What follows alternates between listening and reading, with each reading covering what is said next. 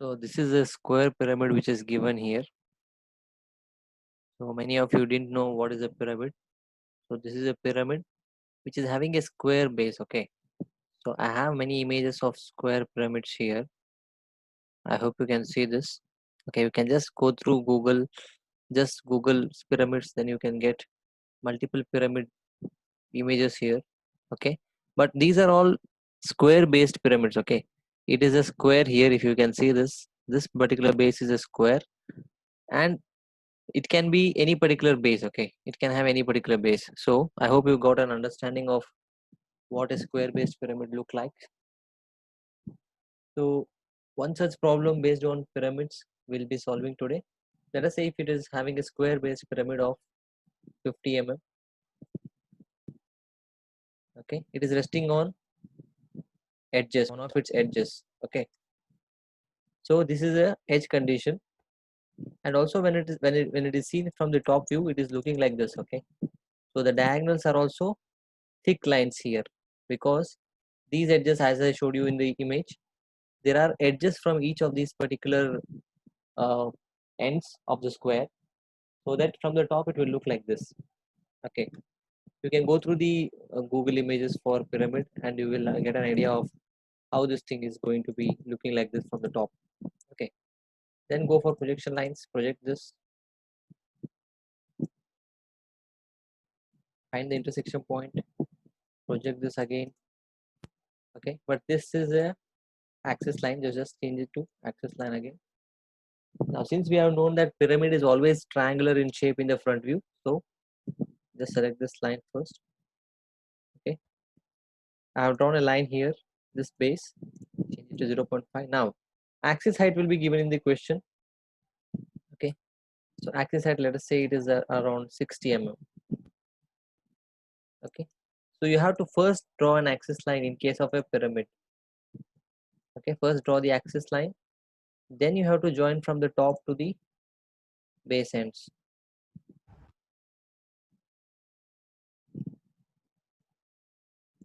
Okay, then later you change it to 0.5 mm thickness. Now this particular pyramid I have not named here. Okay, if you want, just let me name this. Let me name this as A, B, C, and D. Okay, this will be O of O1 as we discussed in prisms. Okay, this will be O of O1.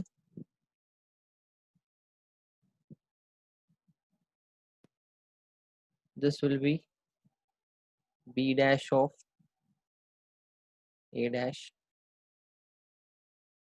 This is C dash of D dash.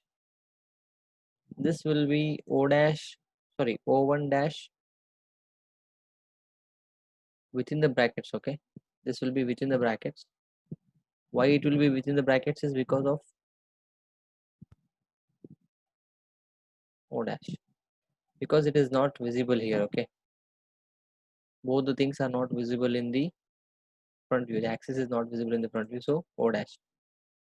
Okay, now after this, let us say if he's giving this inclination with respect to any particular, with respect to HP, if he's giving, now he can only give the inclination with respect to the axis here. So I'll make a copy of this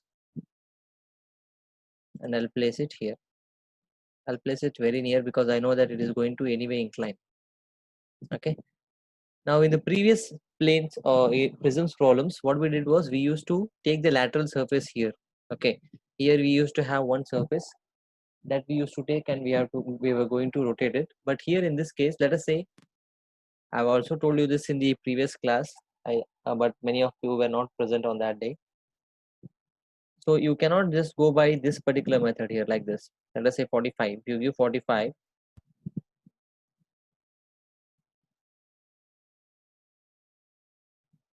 Okay.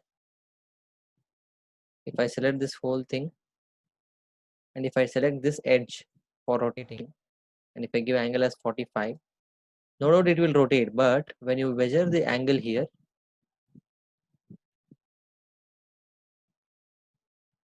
okay,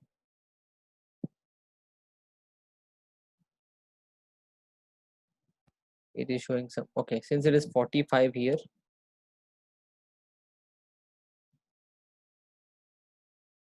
can you see this 45 here? Let me just redo that.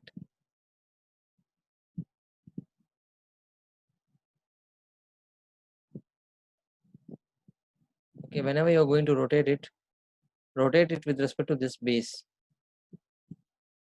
Take this as 45, then you rotate it, because whatever angle is needed, this is the correct method. That method is not correct. The previous one method which we took, that method you don't take this particular edge for rotation, you take the base as your rotation edge. Okay, why? Because there the angle will change. Okay, so this is how you are going to rotate it, then project it from here. When you are seeing this from the top, okay, from the top, if you're seeing this, you can see O, A dash, B dash. Okay, O dash, A dash, B dash, you can see. So let me just first finish this O. I know O is on the same line here.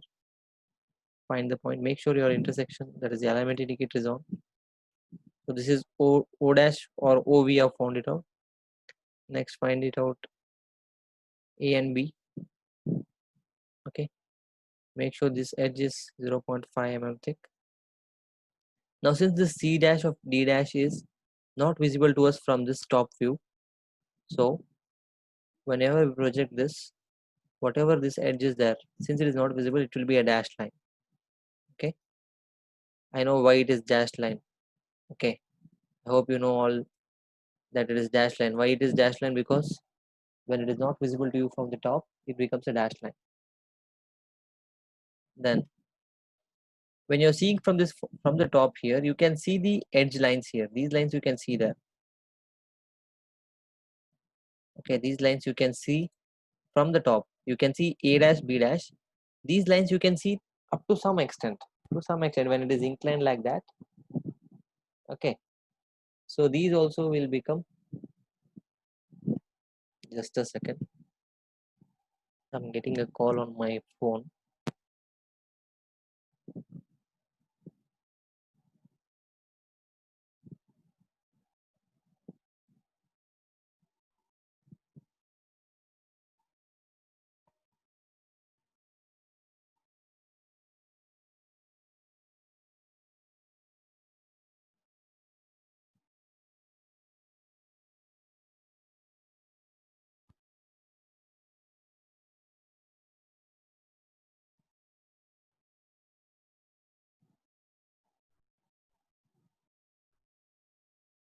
Okay, so these edges will be visible to you guys. So just change this to 0.5 mm thick. Then you just project this line and join this to the point there. Okay, and change them to 0.5 mm thick. Also, you must project O1 dash. So project this, and this line, if you want, you can split it. Let the line, select this endpoint. This will be split. So change this to axis line of 0.5.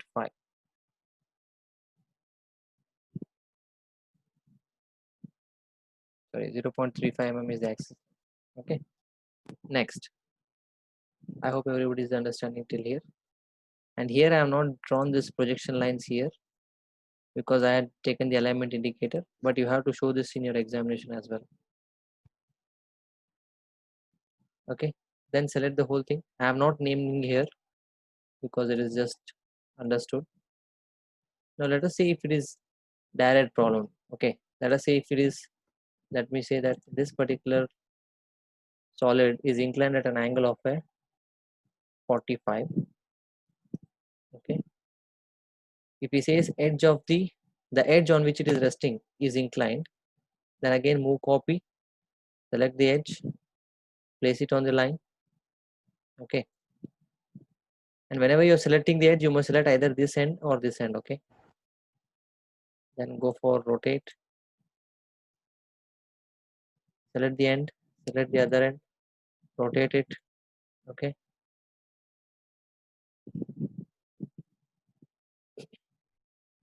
after you rotate it, now see, because of this it is going out of the page, so you can just later on move it. The angle will not change, but you have to select the whole thing including the line, then only you can move this. Okay, so this angle is 45. So again I have to project this. I know this is O, so I have O here. I'll project this. I know this is C and D, right? So this is D, so I know these two lines will present on XY.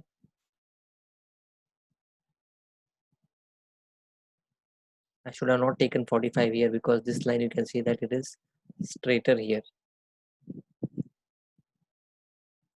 Okay, anyway, you just what you do is you maintain this angle as 90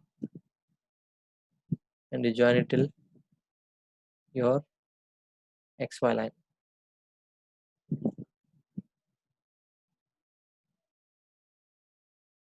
So project this. I know it is still this particular point A or B will be present in this line. Again project this from this end. Again this line will be here. So join all the 4 points. 3 points I have joined now. When I'm joining this point, I'll just zoom in more. Okay, there is some difference here. Make sure you're joining it to the exact correct point. Then later you can join this again. After this is done, select all the 4 edges. Okay, change this to 0.5. Now similar to prisms, here also you're having one particular uh, rule. Let us say this particular face, since in prisms you're having 2 faces, that is the top face and the upper face, sorry, the top face and the bottom face. Here you're having only one face, so select the edges. See, if I'm joining this from this particular end to O, this is not cutting any of the faces. When I'm joining this, this also is not cutting any of the faces. Okay, when I'm joining from this particular end, this is also not cutting any of the bottom face. Okay, so when I'm joining this line here to this one, this line which I'm going to draw now is cutting this edge. Okay, so this particular line will remain dashed line. Okay, so select all the other lines, change them to 0.5. So that is how you are going to measure, or that is how you are going to follow the problem. Now this is how you are going to do it whenever it is direct angle problem. Suppose say if it is beta, suppose if it is a beta angle problem or appears to be problem, what to do next? It is similar to what you have done in prisms. I'll just make a copy of this.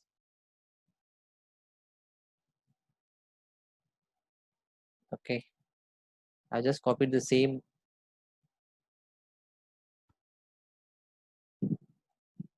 problem. I've just copied here. Let me just draw an x1 line, xy line. Okay, now if it is appears to be, it is very simple. Just say if this angle is 45, just change the angle to, let us say I'll take it as 40. So what I'll do is I'll select the whole thing. Here we are just going to make sure that whenever I'm going to move copy, I'm not going to take this edge here now. I'm going to take the axis endpoint. I'll place it on the XY line, that is the angle line. Then again from the angle, from the endpoint, I'm just going to take the axis and I'm just making sure that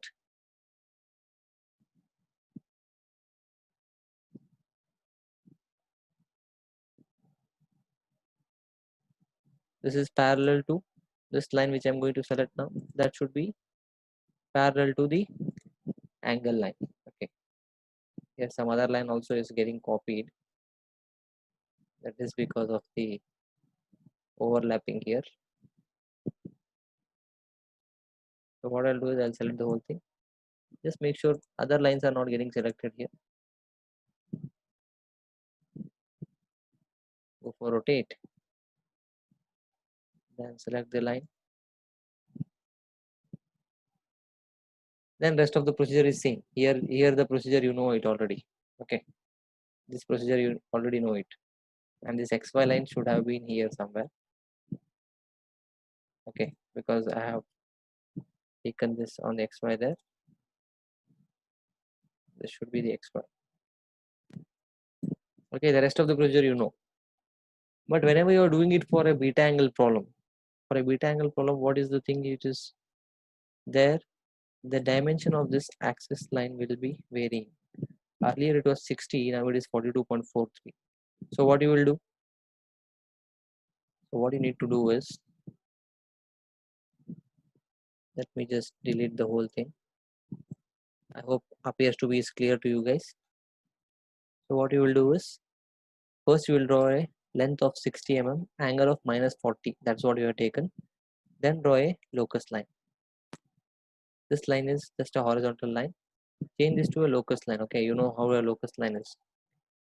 Then from the other end here, take 42.43. Okay, it is joining somewhere here. So this one is your newly formed axis.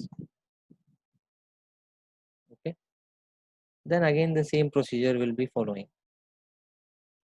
We'll select again the whole thing, go for move copy, select the axis, place it on the one on the end, then go for rotate, then again the axis point. But here when you are rotating this, make sure that this axis, newly formed axis, is placed here. Rest of the things will remain same, just project it. Okay, you will project the whole thing, then final procedure you know this already, we have discussed it. Okay, I hope this was sufficient. This is sufficient for doing problems based on square pyramids. You can do the same thing, that the methodology is same for pentagonal pyramid or hexagonal pyramid. Okay, only thing is you have to get an idea about which is the dashed line, which is not a dashed line. Those things you must remember. Okay, so in the next class when I come, I'll be doing one problem, one or two problems, one on hexagon and one on pentagon I'll do.